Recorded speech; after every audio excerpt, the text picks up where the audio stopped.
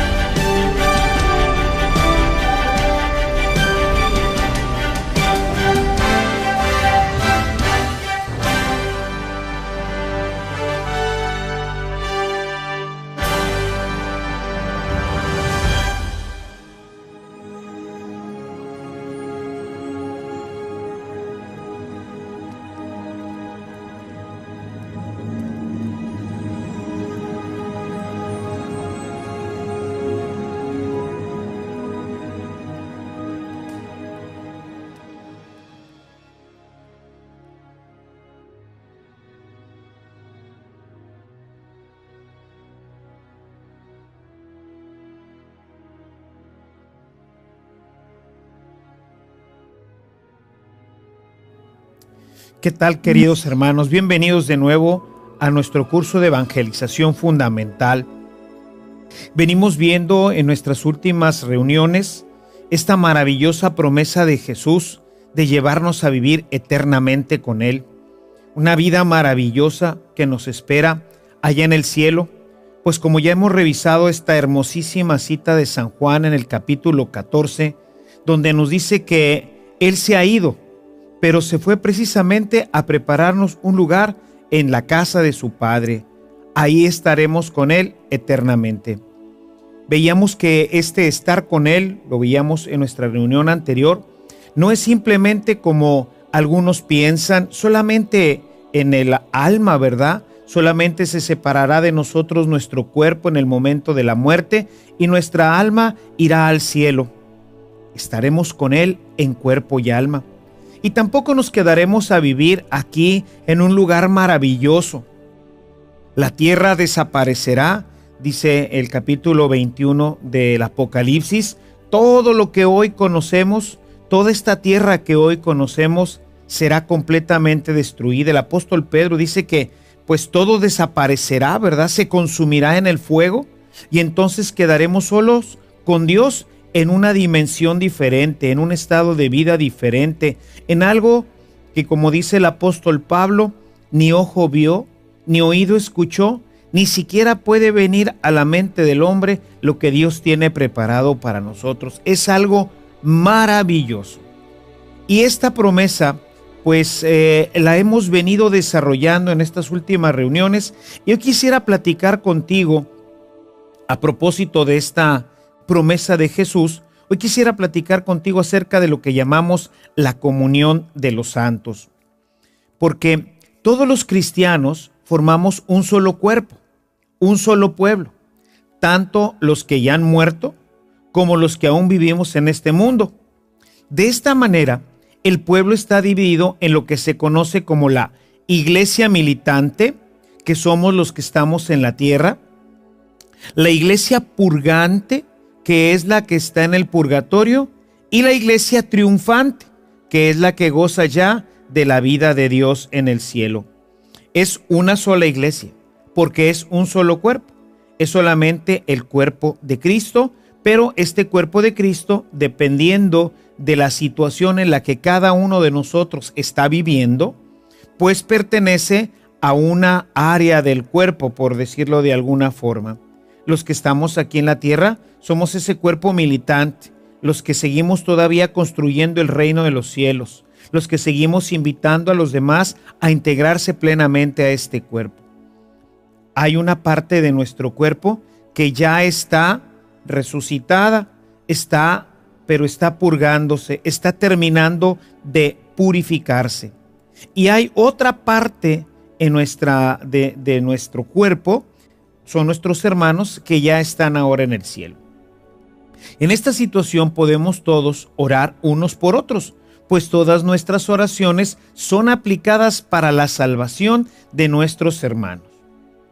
Seguramente que será para ti normal la práctica de mandar oficiar misas por nuestros difuntos u orar por nuestros difuntos. Y dice uno, bueno, ¿y para qué rezar por ellos? Si ya nuestros hermanos pues ya murieron. Bueno, lo que pasa es que ellos están en una situación de la cual hablaremos enseguida también, en donde se están purificando. Y como somos un solo cuerpo, este cuerpo comunica esta gracia, comunica toda esta fuerza orante para que estos hermanos que están en esta situación de purificación puedan en un momento determinado pues salir más pronto de esta purificación. O bien, todavía más importante esto, durante nuestra vida se va a decidir nuestra eternidad. De manera que si en el momento del juicio nosotros no somos considerados aptos para la vida eterna, o como lo he tratado de expresar también, si nuestra decisión por todo este conflicto que vivimos hoy en nuestra vida, en nuestra falta de evangelización, no pudiéramos llegar a hacer una opción verdaderamente correcta acerca de Jesús y que hayamos, por diferentes razones, ido rechazando esta gracia salvífica que Dios nos ofrece continuamente, pues en ese momento nuestro destino estaría ya fijado. Habríamos nosotros escogido la perdición eterna. Pero tenemos la oportunidad de orar nosotros por aquellos que ya vivieron en el pasado, que ya murieron, y también por los que van a vivir más adelante, para que todos hagan una correcta elección, para que todos elijan a Jesucristo, elijan esta vida eterna. Y bueno, para entenderlo, debemos entender algunas cosas sobre la eternidad de Dios y su omnipresencia. El cuadro que ahora estás viendo en tu pantalla ilustra cómo se realiza esto. Primero, como ya sabemos, Dios vive en la eternidad donde no existe el tiempo. Yo quisiera iniciar nuestra reflexión a través de la cita de 2 de Pedro 3:8. Te invito a que vayamos a nuestra Biblia y busquemos ahí segunda carta de San Pedro, versículo 8 del capítulo 3. Dice el apóstol: una cosa, hermanos queridos, no pueden ignorar, que un día es para el Señor como 1000 años y 1000 años como un día. O sea, el tiempo para Dios no es como nuestro tiempo. ¿Por qué? Porque Él vive en la eternidad. Para Él, todos nosotros estamos vivos en un solo instante. En esta gráfica que ahorita tú estás viendo, podemos ver cómo hay una línea de tiempo en esta parte horizontal.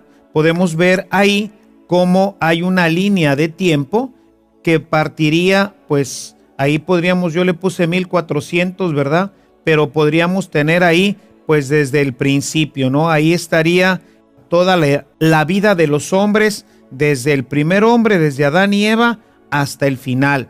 Es lo que llamamos la línea de tiempo.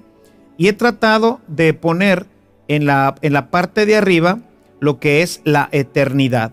O sea, es algo que Dios ve ahora en un solo momento. Si tú te fijas en si pusiéramos a Dios ahí en el vértice, pues Dios podría estar viendo en un solo instante. Él ve absolutamente toda la eternidad. Para Él no existe 1900, 1400, el año 1, 2, 3 o el año hasta que se acabe nuestra vida, pues para Él es exactamente el mismo instante. Nosotros esto no lo podemos comprender. Por eso el apóstol Pedro nos dice que para Él 1000 años es como un día y un día como 1000 años. ¿Qué nos está diciendo? Dios no vive en la dimensión que nosotros llamamos tiempo. Él vive en una dimensión que nosotros no podemos entender, que se llama eternidad. Porque como nosotros hemos sido creados finitos, es decir, tuvimos un principio y parecería que vamos a tener un fin, aunque realmente no es así, porque nuestra muerte no termina con nuestra vida.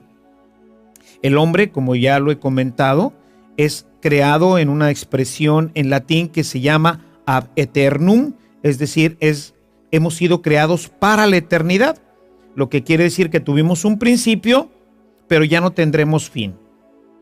Esto, bueno, digámoslo de nuevo por aquí, pues esto es lo grave de nuestra vida humana, que como no tendremos fin, pues nuestro fin puede ser muy bueno. O sea, nuestra vida eterna puede ser excelente en la casa de Dios, o puede ser terriblemente malo si nosotros decidimos el camino hacia la perdición. Entonces, en esta gráfica podemos ver que es lo eterno, el hoy eterno, el no tiempo. De manera que Dios ve en un solo instante todo. Y por eso nosotros podemos decir que nuestras oraciones de hoy, en este tiempo en el que nosotros estamos viviendo, bueno, pues nosotros en nuestro tiempo parecería que nuestras oraciones suben en el tiempo de hoy y que Dios escucharía, pues en el mejor de los casos, hacia el futuro. Entonces, si yo oro hoy por la gente del futuro, los hijos de los nietos de mis hermanos, 5 generaciones adelante, pues yo podría pensar, bueno, pues Dios, ahorita mi oración sube a Dios y Dios la va a aplicar. Yo voy a pedir, Señor, yo te pido por estos nietos y bisnietos y todas las generaciones de mis hermanos y de mi familia y de mi parroquia. Yo te pido, Señor, que les ayudes a vivir una vida santa, una vida en tu presencia. Concédeles todas las gracias que van a necesitar. No permitas que caigan en el pecado. En fin, yo puedo pedir por ellos para que ellos pues se vayan al cielo. Sin embargo, pues diría, ¿y por mi abuelito? ¿Y por mi bisabuelito? ¿Y por todos los que han vivido antes que yo? Bueno, en esta gráfica que estoy mostrándote, podemos ver que tanto el que aparece en el 1400 o antes, como el que aparece en el 2380 o después, bueno, pues esto para Dios es exactamente lo mismo. Mi oración por mi abuelito es exactamente lo mismo que por los bisnietos o tataranietos de uno de mis hermanos. Es exactamente lo mismo. Dios va a conceder las gracias en base no a nuestro tiempo, sino a su tiempo. Porque para Él todos nosotros vivimos en el mismo instante, en el mismo momento. No hay ayer, no hay mañana, todo es un eterno presente. Por eso nosotros en esta época, ¿verdad? En el 2012 que estamos ahorita viviendo, estamos orando por una persona que murió hace 20 años o 30 años, supongamos nuestro abuelo o cualquier otra persona, y la oración es escuchada por Dios cuando nuestro abuelo está aún con vida. Esta oración que yo estoy haciendo ahorita, esta misa, porque la gente dice, ¿para qué estar ofreciendo tantas misas por los muertos? ¿Ya para qué eso? Pues ya se murieron. Si ya se salvaron, pues ya se salvaron. Y si no, pues entonces ¿para qué? No. Porque para Dios no hay mañana, no hay ayer. Dios vive en el eterno hoy y recibe nuestra oración hoy, y nuestros familiares, nuestros amigos reciben de Dios gracias especiales que le ayudarán a su conversión y a responder con generosidad a Dios para que su gracia aumente y por lo tanto su tiempo de purificación. Vamos a esperar que se salven. O sea, la gracia puede ser tan importante hoy que aunque nuestro abuelo, bisabuelo, por quien estoy orando, haya sido una persona que aparentemente no haya tenido una vida muy recta, bueno, pues mi oración de hoy puede llegar en el momento quizás antes de la muerte, para que por algún movimiento que Dios suscite en su alma, en ese momento mi bisabuelo o esta persona se arrepienta profundamente. A veces cuando voy a ver a los enfermos, cuando ya están muy graves y ya ni siquiera pueden hablar, que están ya inconscientes, yo oro al Señor para que esa oración produzca en él un movimiento interno, que su alma pueda en ese momento arrepentirse, tomar una decisión diferente a la que quizás haya vivido hasta ese momento, y Dios le conceda la salvación eterna.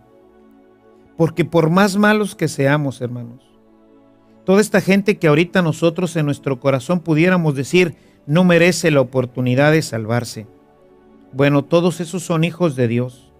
Son hijos de Dios que no tuvieron la oportunidad de conocerle, que vivieron en ambientes bastante graves, terribles, que fueron influenciados por mil y un circunstancias que nosotros no conocemos y que difícilmente pudiéramos juzgar, y que los llevaron a ser personas desalmadas, malas, pero son hijos de Dios. Y Dios quiere que todos los hombres se salven. Y por eso oramos por esa persona y le pedimos al Señor su gracia. La persona, por supuesto, tiene que tener un movimiento interior en donde acepta esta gracia y donde pide perdón al Señor, y si tuviera más vida, buscaría enmendarla. Esto mismo puede estar ocurriendo en una persona que vivió hace 200 años o hace 50 años, que pueden ser nuestros propios familiares, a quien nos gustaría que también pudiéramos nosotros encontrar en el cielo cuando Dios nos llame a vivir con ellos. Por eso oramos por ellos y por eso ofrecemos estas misas, para que ellos puedan encontrar la salvación. O bien puede ser que nuestra vida sí está más o menos ordenada, pero hemos sido un poco bandidos, ¿verdad? Y entonces, bueno, todas estas gracias nos van ayudando a reaccionar de una manera diferente delante de Dios, de tal forma que nuestro purgatorio, nuestra vida de purificación, sea mucho menor. Hoy nosotros, aunque nos parezca extraño, hoy nosotros estamos recibiendo gracias que Dios nos envía en virtud de la oración, que harán por nosotros años después, pero que Dios en su eterno presente hace llegar hoy a nosotros. Probablemente, pues ahorita están orando esos nietos o bisnietos de mis hermanos. Hoy están diciendo, pues, Señor, te pido por mi tío Ernesto, aquel sacerdote que vivió, pues no sé, hace 50 años, y yo te pido que le des gracias abundantes para que pueda permanecer fiel a ti, en fin. Y yo ahorita estoy viviendo gracias maravillosas, muy posiblemente en virtud de estas personas que muchos años después van a estar orando por mí, o a lo mejor estoy recibiendo gracias que mis abuelos o mis bisabuelos hicieron por las futuras generaciones, porque para Dios no hay un tiempo. Dios vive en un eterno presente. Por eso, todas las misas que nosotros mandamos oficiar por nuestros difuntos son aceptadas por Dios para la salvación de nuestros seres queridos, lo mismo que nuestras acciones y nuestros sacrificios. Esto mismo sucede con la iglesia purgante y triunfante, pues todos están orando ahora por nosotros. O sea, toda esa gente que está ya en la eternidad, pues ahora está orando también por nosotros y está orando por todos los que antes vivieron antes de nosotros y los que van a vivir delante de nosotros. Somos un solo cuerpo que vive en un eterno presente para Dios, y por eso Dios manda estas gracias sobre todos nosotros. Todos están orando por lo mismo a Dios para que todos nos salvemos y participemos de Dios de una manera perfecta en el cielo cuando llegue al final nuestra vida en esta tierra. Esto pues nos ayuda a ver lo maravilloso de este proyecto de Dios, que no solamente ha dejado nuestra salvación en nuestras propias manos, sino que nos ha constituido como iglesia, como cuerpo, en donde todo el cuerpo unido está trabajando continuamente para la salvación, la edificación y la salud de todo el cuerpo. Así como en nuestro cuerpo hay órganos que mandan ciertas señales para que otra parte de nuestro cuerpo mejore, bueno, pues exactamente lo mismo pasa con nosotros. No desaproveches la oportunidad, al menos en los aniversarios de tus abuelos, de tus tíos, de tus padres ya muertos, de mandar oficiar una misa, de que el pueblo de Dios ore por esta persona. No dejes de orar en tus oraciones personales por las generaciones futuras. Muchas de nuestras oraciones, hermanos, serán la causa de salvación, de redención de muchos hermanos. Todos estos sacrificios que ofrecemos por la salvación de los hombres, todas estas misas que ofrecemos por nuestros hermanos que están en el purgatorio, son gracias que ellos están recibiendo en vida para que su vida en el purgatorio sea mucho más simple y puedan desatorarse de esta situación. Y bueno, pues quisiera ahora, aprovechando que todavía tenemos un poco de tiempo en nuestra sesión, hablarte sobre otro tema que es sumamente importante a propósito de lo que se llamaba anteriormente los novísimos, es decir, nuestra vida después de este tránsito aquí en la tierra. Y quisiera pues hoy hablarte un poco sobre el purgatorio. Es doctrina de la iglesia que nadie puede entrar en plenitud al cielo si no está totalmente limpio de pecado. Es decir, necesitamos nosotros vivir en santidad, una santidad plena, una santidad perfecta. Quisiera que viéramos este texto que es sumamente importante y que encontramos en el texto de Hebreos 12:14. Dice el texto: fomenten la paz con todos y la santidad, sin la cual ninguno verá al Señor. Es decir, si nosotros no somos santos, no podremos ver a Dios. O sea, si nuestra alma no está completamente purificada, limpia de todo pecado, pues no vamos a poder llegar a la presencia de Dios. Y entonces toda nuestra vida tiene que ir trabajando en esta santidad, que nosotros pudiéramos relacionar, como lo dice San Pablo en su carta a los Efesios, en alcanzar la estatura del varón perfecto que es Cristo. Fíjate lo que dice este texto de Efesios en el capítulo 4, en el verso 13 dice: hasta que lleguemos todos a la unidad de la fe y del pleno conocimiento del Hijo de Dios, hasta que logremos ser hombres perfectos. Recuerda que la palabra perfecto en la Sagrada Escritura está totalmente en relación con la santidad, hasta que consigamos la madurez conforme a la plenitud de Cristo. Es decir, tenemos que trabajar durante toda nuestra vida en purificarnos, en alcanzar esta perfección, esta santidad.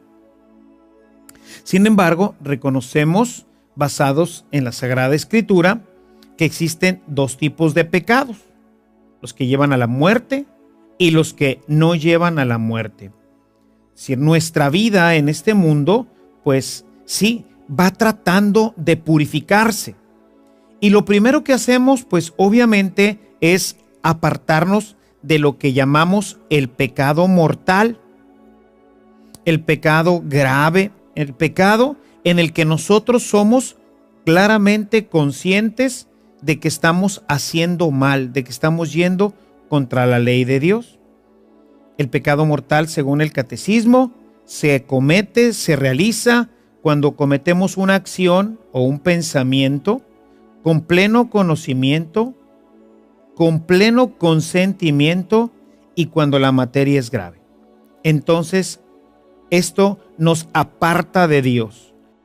Cuando nosotros cometemos un pecado mortal, entonces nosotros estamos perdiendo la salvación, porque hemos rechazado la vía, el camino, el mandamiento que Dios nos ha propuesto. Y lo hemos hecho conscientemente. Hay otros pecados que no los hacemos o conscientemente, o que no tienen materia grave, o que están privados de alguna forma de la libertad.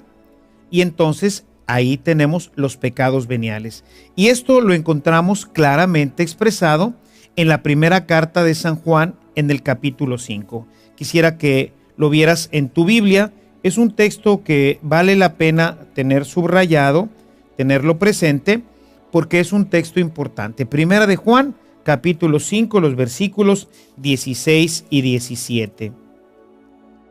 Dice: si alguno ve a su hermano cometer un pecado que no lleva a la muerte, pida a Dios por él, y Dios le dará la vida.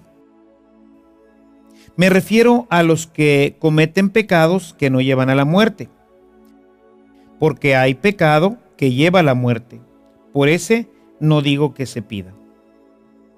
Aunque toda maldad es pecado, no todo pecado nos lleva a la muerte. Es decir, con esta instrucción bíblica, nosotros reconocemos primero que toda acción mala es pecado, pero que hay pecados que nos separan completamente de Dios y nos llevan a la muerte, y hay pecados que no nos separan, al menos completamente, y no nos llevan a la muerte.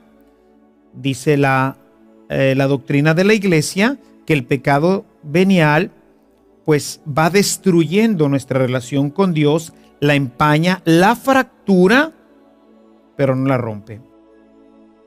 Quien muere en pecado mortal es, según San Juan, condenado a la eterna muerte, mientras que los que no mueren en pecado mortal, pero que han cometido faltas pequeñas, deben purificarlas antes de tomar posesión del cielo. Por lo tanto, la Sagrada Escritura, como la Iglesia, reconoce un estado intermedio en el que el hombre se purifica o termina su purificación antes de entrar al cielo.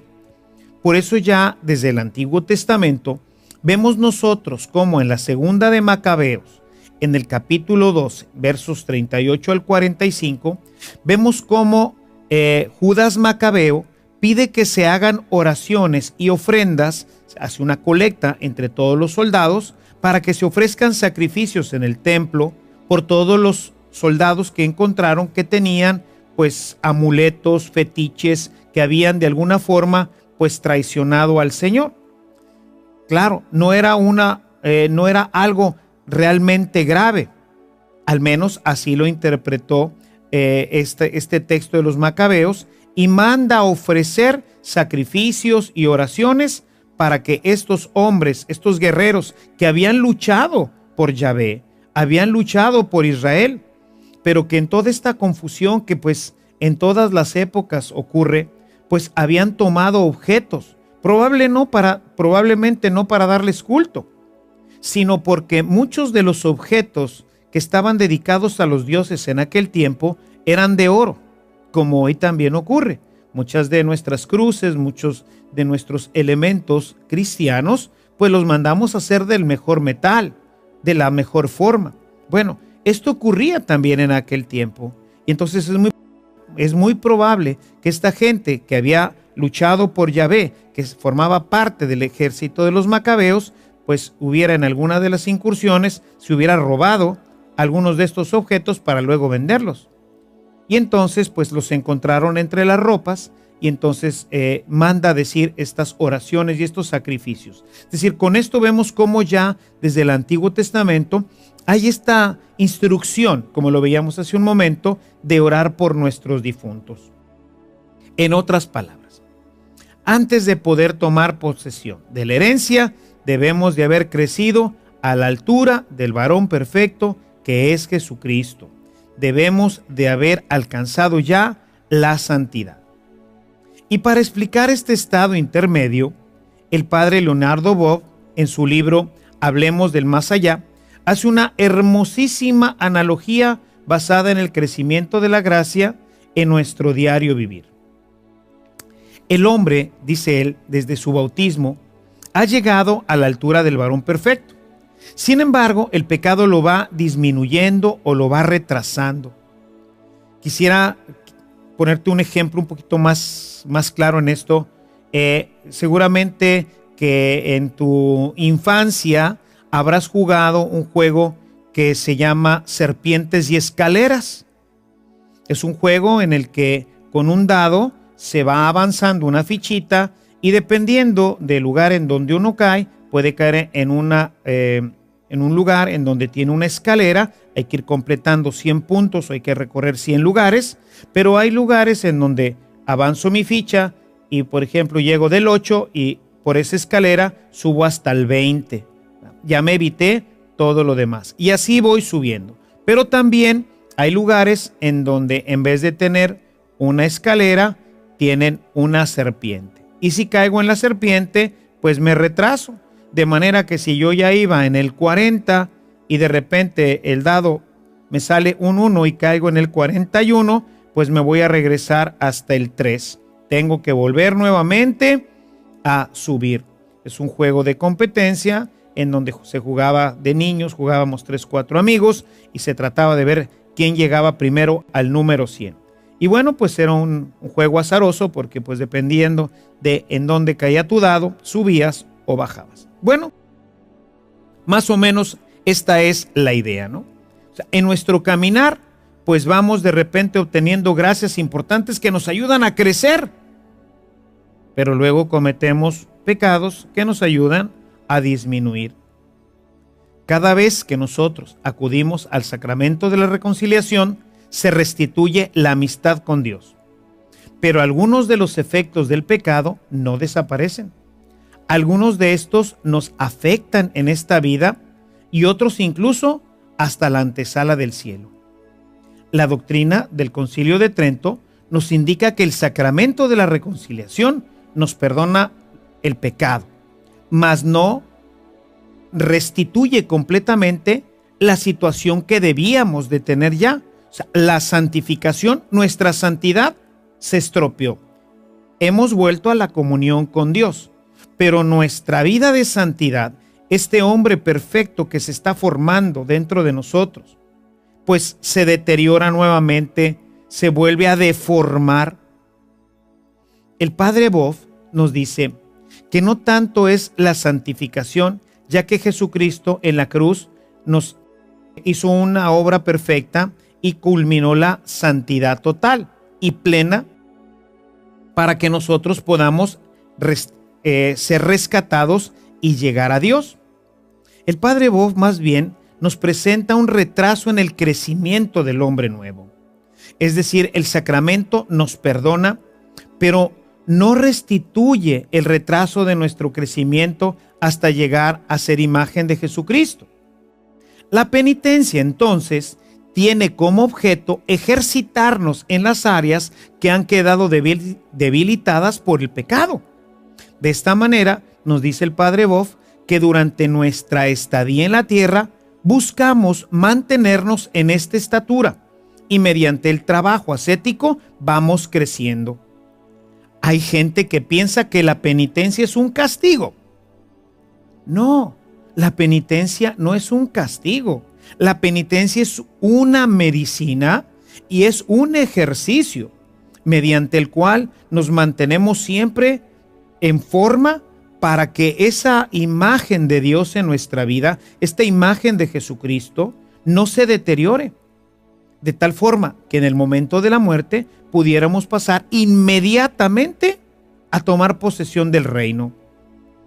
Una persona que lleva una vida penitencial es una persona que está manteniendo continuamente su vida al margen del pecado, está fortaleciendo las virtudes en él, está fortaleciendo su voluntad y difícilmente será estropeada su vida y su formación espiritual para que pueda en el momento de la muerte acceder directamente a la vida del cielo. Puede ser, dice, que la muerte nos encuentre sin haber recobrado completamente esta estructura, esta estatura completa de Cristo, que todavía seamos pues no tan parecidos a Él, ¿verdad? O sea, si nos viera el Padre diría, pues sí te pareces a mi hijo, pero no completamente.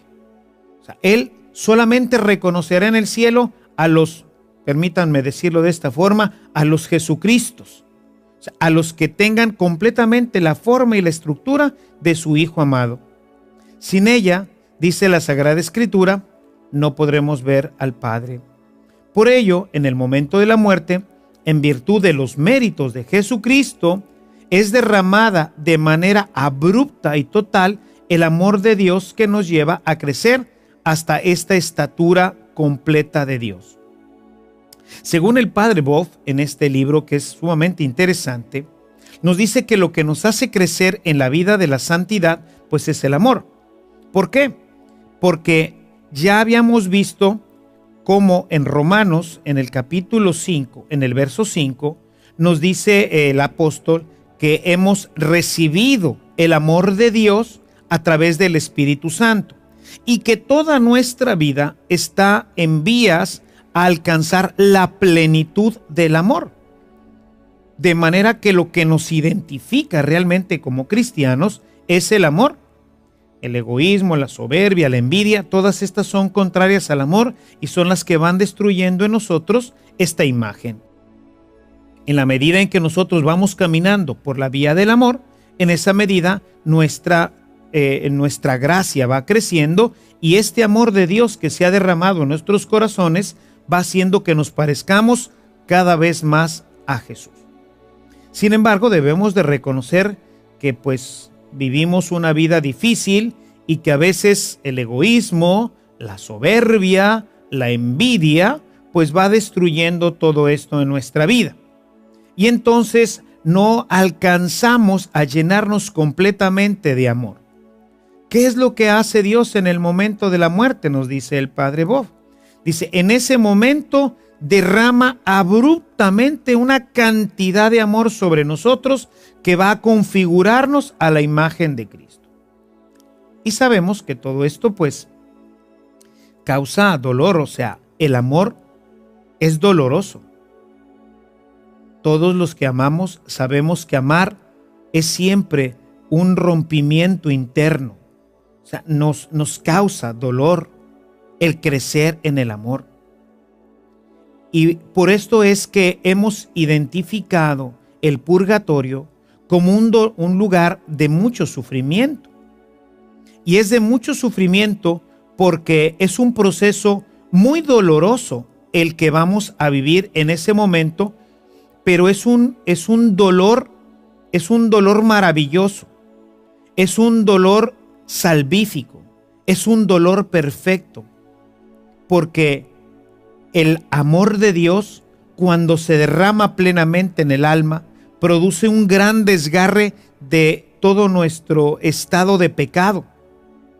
Decía Conchita Cabrera que la identificación del dolor era cuando uníamos el pecado con el amor. De manera que entre más amor tenemos, más dolor tenemos. Y por eso el dolor más pleno lo tuvo Jesús, porque unió todo el pecado del hombre, de toda la humanidad, con todo el amor de Dios. Y por eso la espiritualidad de la cruz, que ha propuesto Conchita Cabrera, tiene como centro, como epicentro de toda su espiritualidad, los sufrimientos del corazón de Cristo. Dice la hermana que está en proceso de canonización, dice que el dolor que experimentó en el corazón de Jesús, no es nada de lo que vivió en su exterior. Lo del exterior, pues, son cosas que todos podríamos vivir. Todos podríamos ser crucificados. De hecho, pues Pedro fue crucificado y fue crucificado de cabeza. Sin embargo, el dolor que experimentó Pedro, pues estaba nada más en su cuerpo, mientras que el que experimentó Jesús fue en su corazón. ¿Sí? Entonces, lo que tenemos aquí es un dolor pleno, es un dolor profundo producido por el amor. Todo este lugar con llamas y fuego, pues son maneras solamente, pues, simbólicas. De alguna forma tenemos que expresar lo que ocurre. Es un fuego purificador, es un fuego que termina la obra de crecimiento que tiene que ver con el amor. Dice Santa Catalina de Génova que una persona en el purgatorio experimenta el grado más pleno de unión con Dios y su gozo y su alegría es muchísimo más grande que cualquiera que haya experimentado en la tierra la visión beatífica. Santa Teresa de Jesús, San Juan de la Cruz y todos los santos a los que Dios les ha concedido tener ya la visión beatífica, dice, bueno, esos gozos y esas experiencias no son absolutamente nada comparado con lo que está viviendo ya de gozo esta persona, porque está viendo ya de frente a su Salvador, está viendo ya de frente el cielo y sufre terriblemente, dice la santa, porque no lo puede abrazar. En esta otra visión que nos presenta Santa Catalina de Génova, ella nos trata de expresar como si el purgatorio fuera como una especie de chicle, como algo que se pegó a nuestros cuerpos, ¿verdad? Por el pecado, y que no nos permite, válgame la expresión, no nos permite volar hacia Dios. Y entonces ya lo veo, lo deseo con una pasión vehemente, pero no lo puedo abrazar. Y quisiera arrancármelo, y quisiera sufrir lo más que pudiera, y quisiera deshacerme de todo esto que tiene que ver con la mundanidad para poder alcanzar al Señor. Porque se nos pega a la tierra. Entonces es como si todavía el alma en este proceso de purificación estuviera pegada, estuviera asida a la tierra y no logra despegarse completamente, sino con un proceso amoroso que Dios ha diseñado en esta etapa de nuestra purificación. El hombre que va camino a la santidad experimenta paulatinamente este crecimiento y el dolor de renunciar a todo, incluso a su misma persona, lo cual únicamente se puede lograr mediante la cruz, mediante el despojo de todo, incluso de nuestra propia vida, como fue en el caso de Jesús.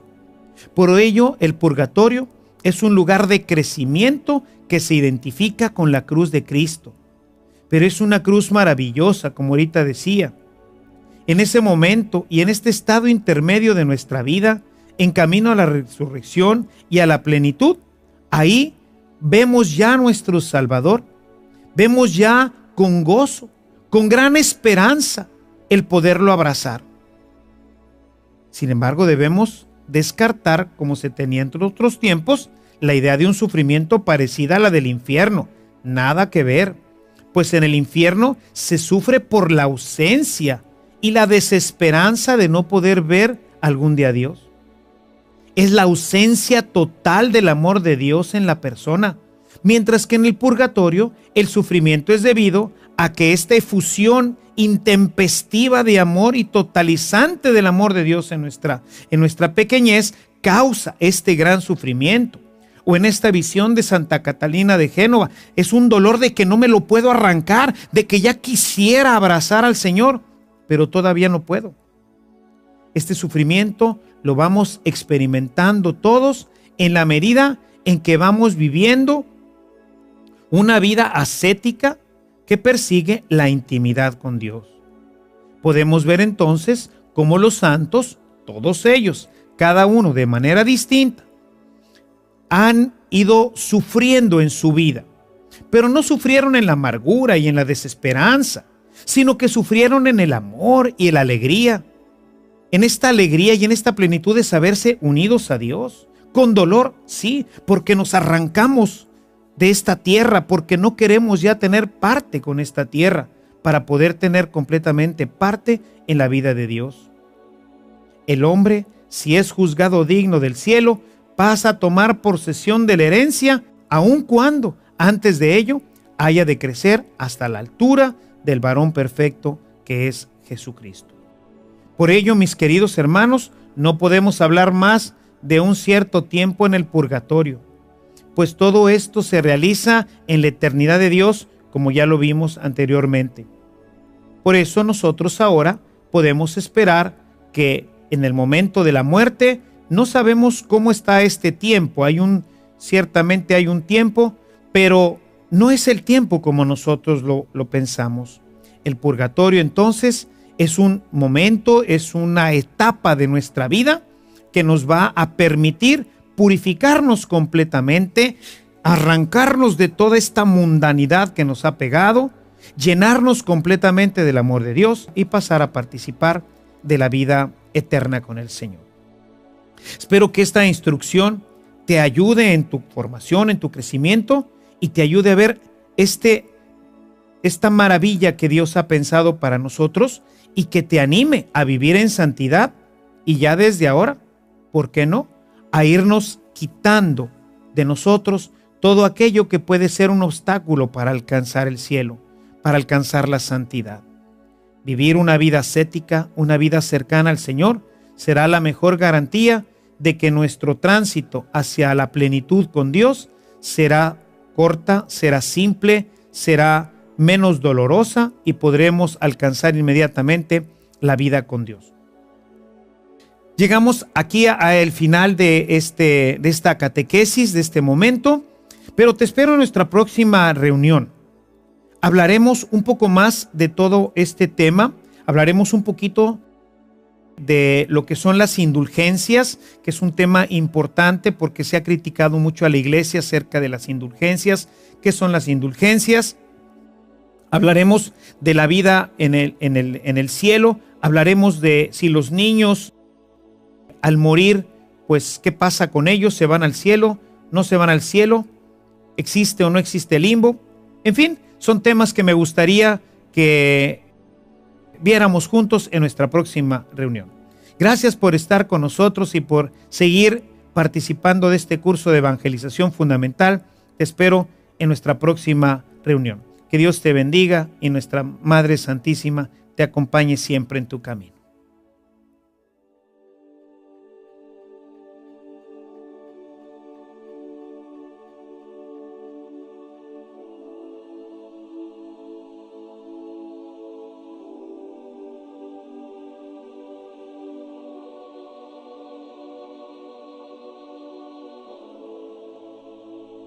Gracias por continuar con nosotros. Una pregunta muy común entre los papás es ¿qué pasa con los niños que mueren sin haber sido bautizados? La respuesta la tendremos en nuestra próxima sesión. Te esperamos.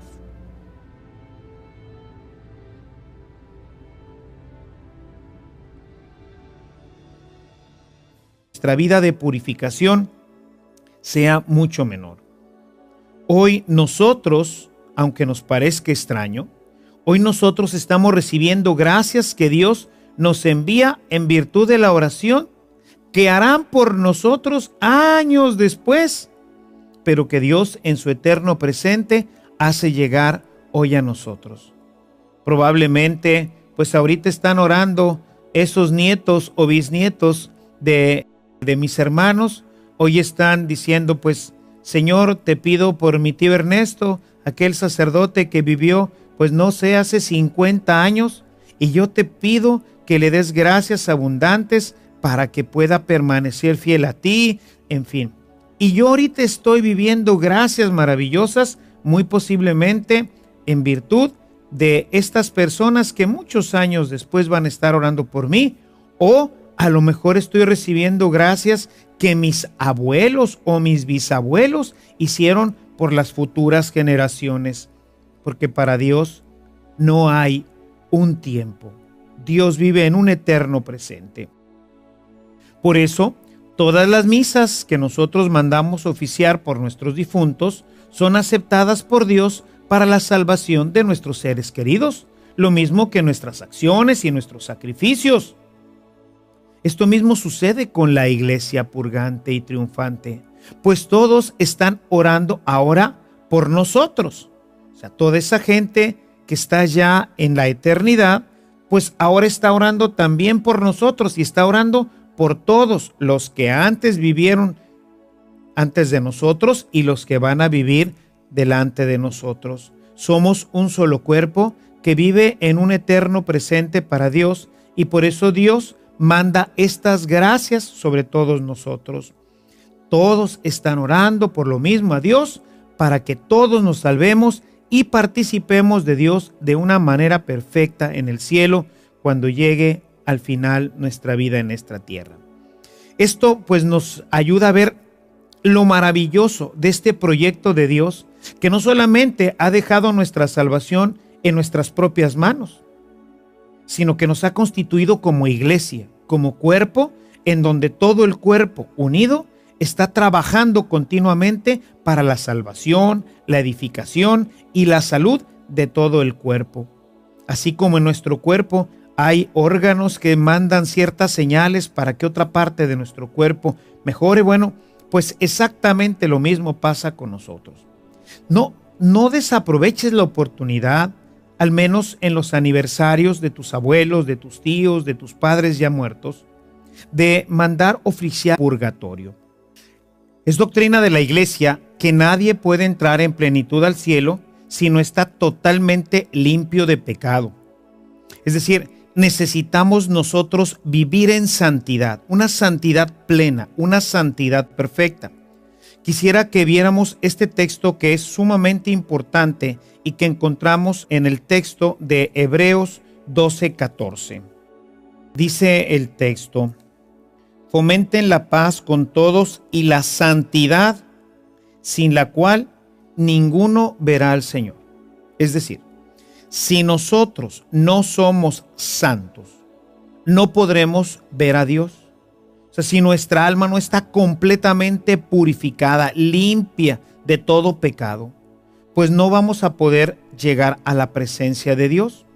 Y entonces toda nuestra vida tiene que ir trabajando en esta santidad, que nosotros pudiéramos relacionar, como lo dice San Pablo en su carta a los Efesios, en alcanzar la estatura del varón perfecto que es Cristo. Fíjate lo que dice este texto de Efesios en el capítulo 4, en el verso 13 dice: hasta que lleguemos todos a la unidad de la fe y del pleno conocimiento del Hijo de Dios, hasta que logremos ser hombres perfectos. Recuerda que la palabra perfecto en la Sagrada Escritura está totalmente en relación con la santidad, hasta que consigamos la madurez conforme a la plenitud de Cristo. Es decir, tenemos que trabajar durante toda nuestra vida en purificarnos, en alcanzar esta perfección, esta santidad. Sin embargo, reconocemos, basados en la Sagrada Escritura, que existen dos tipos de pecados: los que llevan a la muerte y los que no llevan a la muerte. Si nuestra vida en este mundo, pues sí, va tratando de purificarse. Y lo primero que hacemos, pues obviamente, es apartarnos de lo que llamamos el pecado mortal, el pecado grave, el pecado en el que nosotros somos claramente conscientes de que estamos haciendo mal, de que estamos yendo contra la ley de Dios. El pecado mortal, según el catecismo, se comete, se realiza cuando cometemos una acción o un pensamiento con pleno conocimiento, con pleno consentimiento y cuando la materia es grave. Entonces, esto nos aparta de Dios. Cuando nosotros cometemos... Te invito a que dirijas toda tu atención a esta enseñanza que de entrada pudiera no ser del todo fácil de escuchar o asimilar. Acompáñanos.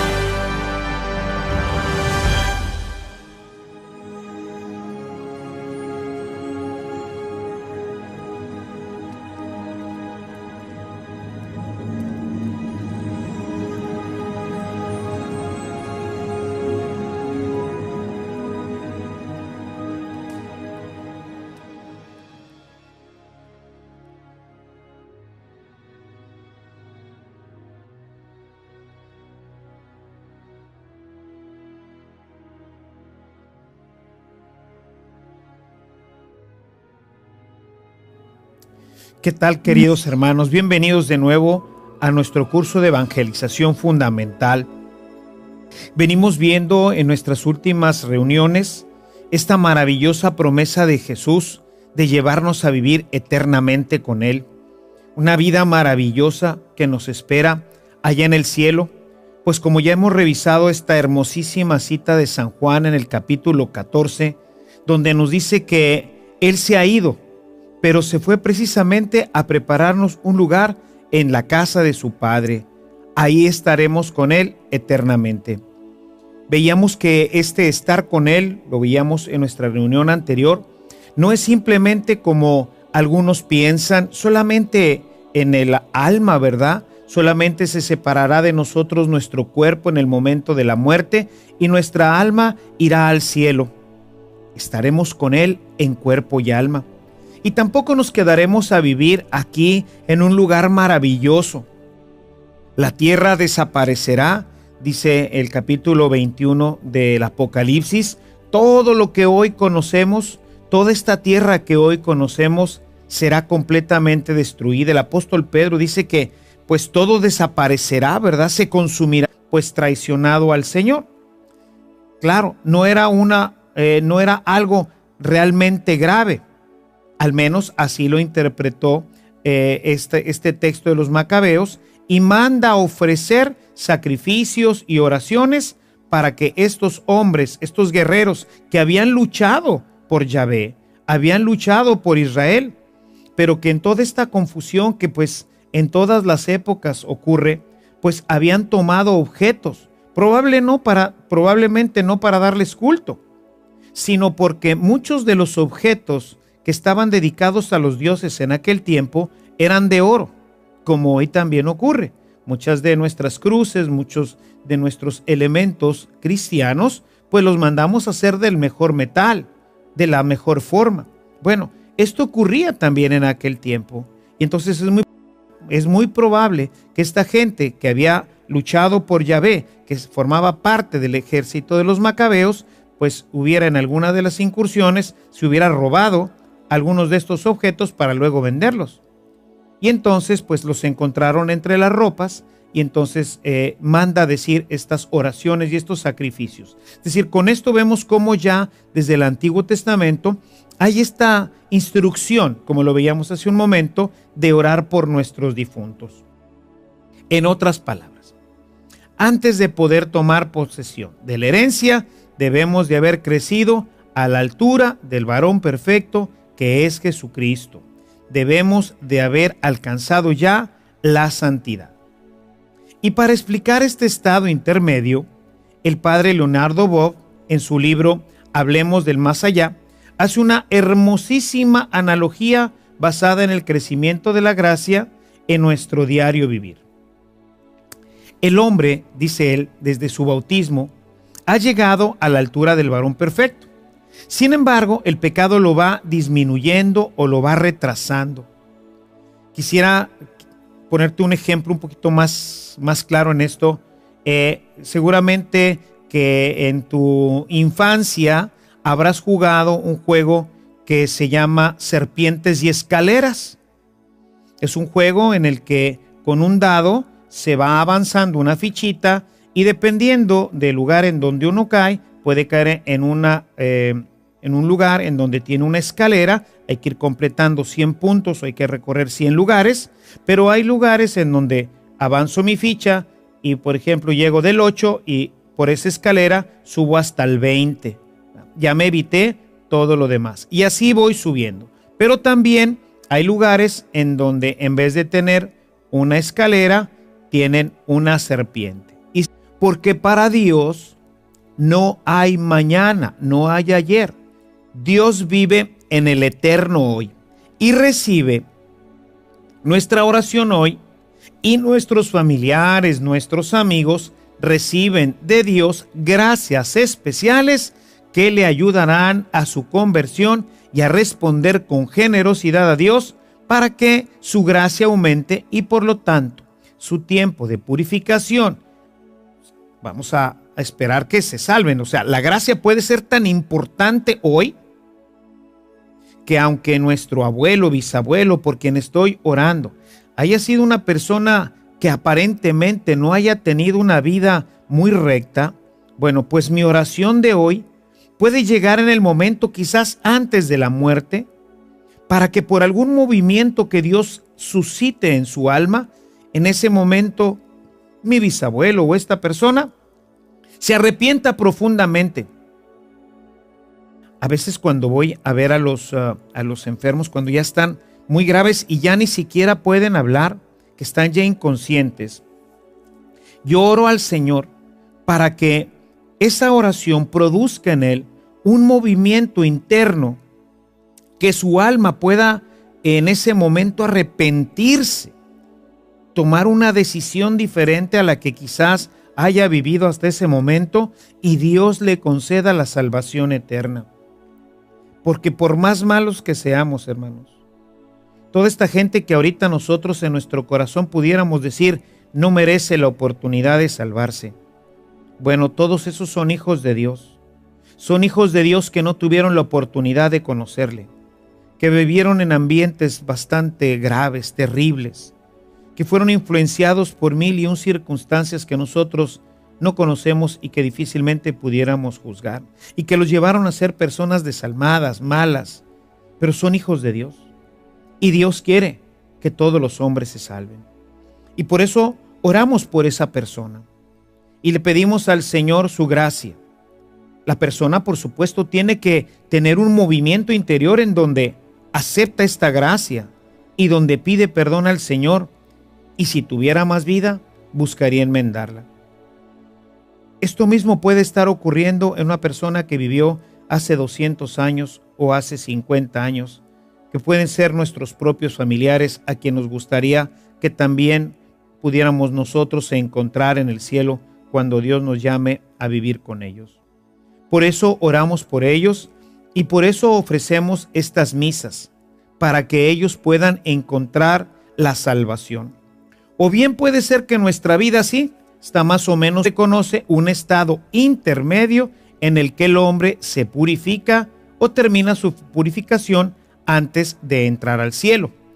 Por eso ya desde el Antiguo Testamento vemos nosotros como en la segunda de Macabeos, en el capítulo 12, versos 38 al 45, vemos cómo Judas Macabeo pide que se hagan oraciones y ofrendas, hace una colecta entre todos los soldados para que se ofrezcan sacrificios en el templo por todos los soldados que encontraron que tenían pues amuletos, fetiches, que habían de alguna forma pues traicionado al Señor. Claro, no era algo realmente grave, al menos así lo interpretó este texto de los Macabeos, y manda a ofrecer sacrificios y oraciones para que estos hombres, estos guerreros que habían luchado por Yahvé, habían luchado por Israel, pero que en toda esta confusión que pues en todas las épocas ocurre, pues habían tomado objetos, probablemente no para darles culto, sino porque muchos de los objetos que estaban dedicados a los dioses en aquel tiempo eran de oro, como hoy también ocurre. Muchas de nuestras cruces, muchos de nuestros elementos cristianos, pues los mandamos a hacer del mejor metal, de la mejor forma. Bueno, esto ocurría también en aquel tiempo. Y entonces es muy probable que esta gente que había luchado por Yahvé, que formaba parte del ejército de los macabeos, pues hubiera en alguna de las incursiones, se hubiera robado algunos de estos objetos para luego venderlos. Y entonces pues los encontraron entre las ropas y entonces manda a decir estas oraciones y estos sacrificios. Es decir, con esto vemos cómo ya desde el Antiguo Testamento hay esta instrucción, como lo veíamos hace un momento, de orar por nuestros difuntos. En otras palabras, antes de poder tomar posesión de la herencia, debemos de haber crecido a la altura del varón perfecto que es Jesucristo. Debemos de haber alcanzado ya la santidad. Y para explicar este estado intermedio, el padre Leonardo Boff, en su libro Hablemos del Más Allá, hace una hermosísima analogía basada en el crecimiento de la gracia en nuestro diario vivir. El hombre, dice él, desde su bautismo, ha llegado a la altura del varón perfecto. Sin embargo, el pecado lo va disminuyendo o lo va retrasando. Quisiera ponerte un ejemplo un poquito más claro en esto. Seguramente que en tu infancia habrás jugado un juego. Nos dice el apóstol que hemos recibido el amor de Dios a través del Espíritu Santo y que toda nuestra vida está en vías a alcanzar la plenitud del amor. De manera que lo que nos identifica realmente como cristianos es el amor. El egoísmo, la soberbia, la envidia, todas estas son contrarias al amor y son las que van destruyendo en nosotros esta imagen. En la medida en que nosotros vamos caminando por la vía del amor, en esa medida nuestra gracia va creciendo y este amor de Dios que se ha derramado en nuestros corazones va haciendo que nos parezcamos cada vez más a Jesús. Sin embargo, debemos de reconocer que pues vivimos una vida difícil y que a veces el egoísmo, la soberbia, la envidia, pues va destruyendo todo esto en nuestra vida. Y entonces no alcanzamos a llenarnos completamente de amor. ¿Qué es lo que hace Dios en el momento de la muerte? Nos dice el padre Boff. Dice, en ese momento derrama abruptamente una cantidad de amor sobre nosotros que va a configurarnos a la imagen de Cristo. Y sabemos que todo esto pues causa dolor, o sea, el amor es doloroso. Todos los que amamos sabemos que amar es siempre un rompimiento interno. O sea, nos causa dolor el crecer en el amor. Y por esto es que hemos identificado el purgatorio como un lugar de mucho sufrimiento. Y es de mucho sufrimiento porque es un proceso muy doloroso el que vamos a vivir en ese momento, pero es un dolor maravilloso, es un dolor salvífico, es un dolor perfecto, porque el amor de Dios, cuando se derrama plenamente en el alma, produce un gran desgarre de todo nuestro estado de pecado. Decía Conchita Cabrera que la identificación del dolor era cuando uníamos el pecado con el amor. De manera que entre más amor tenemos, más dolor tenemos. Y por eso el dolor más pleno lo tuvo Jesús, porque unió todo el pecado del hombre, de toda la humanidad, con todo el amor de Dios. Y por eso la espiritualidad de la cruz, que ha propuesto Conchita Cabrera, tiene como quisiera deshacerme de todo esto que tiene que ver con la mundanidad para poder alcanzar al Señor. Porque se nos pega a la tierra. Entonces es como si todavía el alma en este proceso de purificación estuviera pegada, estuviera asida a la tierra y no logra despegarse completamente, sino con un proceso amoroso que Dios ha diseñado en esta etapa de nuestra purificación. El hombre que va camino a la santidad experimenta paulatinamente este crecimiento y el dolor de renunciar a todo, incluso a su misma persona, lo cual únicamente se puede lograr mediante la cruz, mediante el despojo de todo, incluso de nuestra propia vida, como fue en el caso de Jesús. Por ello, el purgatorio es un lugar de crecimiento que se identifica con la cruz de Cristo. Pero es una cruz maravillosa, como ahorita decía. En ese momento y en este estado intermedio de nuestra vida, en camino a la resurrección y a la plenitud, ahí vemos ya a nuestro Salvador, vemos ya con gozo, con gran esperanza, el poderlo abrazar. Sin embargo, debemos descartar, como se tenía en otros tiempos, la idea de un sufrimiento parecida a la del infierno. Nada que ver, pues en el infierno se sufre por la ausencia y la desesperanza de no poder ver algún día a Dios. Es la ausencia total del amor de Dios en la persona, mientras que en el purgatorio el sufrimiento es debido a que esta efusión intempestiva de amor y totalizante del amor de Dios en nuestra pequeñez causa este gran sufrimiento. O en esta visión de Santa Catalina de Génova, es un dolor de que no me lo puedo arrancar, de que ya quisiera abrazar al Señor, pero todavía no puedo. Este sufrimiento lo vamos experimentando todos en la medida en que vamos viviendo una vida ascética que persigue la intimidad con Dios.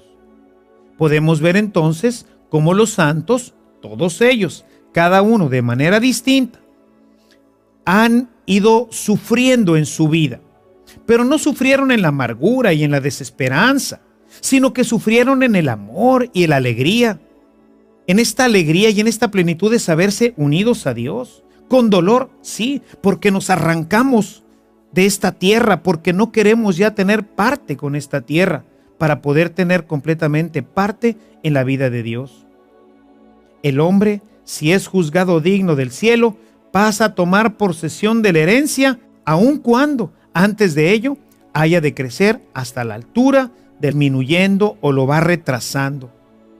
Quisiera ponerte un ejemplo un poquito más claro en esto.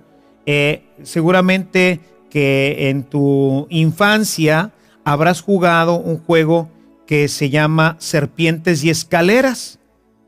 Es un juego en el que con un dado se va avanzando una fichita y dependiendo del lugar en donde uno cae, puede caer en un lugar en donde tiene una escalera. Hay que ir completando 100 puntos o hay que recorrer 100 lugares, pero hay lugares en donde avanzo mi ficha y, por ejemplo, llego del 8 y por esa escalera subo hasta el 20. Ya me evité todo lo demás y así voy subiendo. Pero también hay lugares en donde en vez de tener una escalera, tienen una serpiente. Y si caigo en la serpiente, pues me retraso. De manera que si yo ya iba en el 40 y de repente el dado me sale un 1 y caigo en el 41, pues me voy a regresar hasta el 3. Tengo que volver nuevamente a subir. Es un juego de competencia en donde se jugaba de niños, jugábamos 3, 4 amigos y se trataba de ver quién llegaba primero al número 100.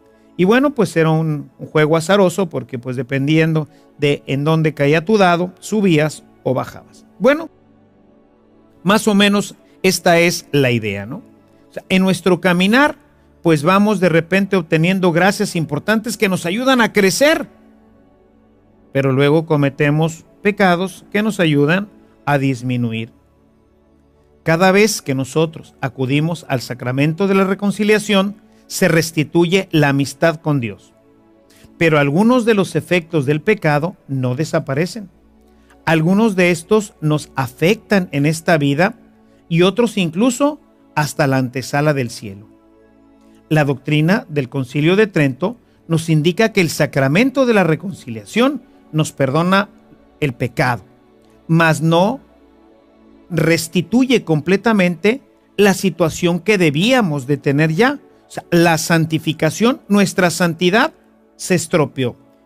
Hemos vuelto a la comunión con Dios, pero nuestra vida de santidad, este hombre perfecto que se está formando dentro de nosotros, pues se deteriora nuevamente, se vuelve a deformar. El Padre Boff nos dice que no tanto es la santificación, ya que Jesucristo en la cruz nos hizo una obra perfecta y culminó la santidad total y plena para que nosotros podamos ser rescatados y llegar a Dios. El Padre Boff más bien nos presenta termina la obra de crecimiento que tiene que ver con el amor. Dice Santa Catalina de Génova que una persona en el purgatorio experimenta el grado más pleno de unión con Dios y su gozo y su alegría es muchísimo más grande que cualquiera que haya experimentado en la tierra la visión beatífica. Santa Teresa de Jesús, San Juan de la Cruz y todos los santos a los que Dios les ha concedido tener ya la visión beatífica, dice, bueno, esos gozos y esas experiencias no son absolutamente nada comparado con lo que está viviendo ya de gozo esta persona, porque está viendo ya de frente a su Salvador, está viendo ya de frente el cielo y sufre terriblemente, dice la santa, porque no lo puede abrazar.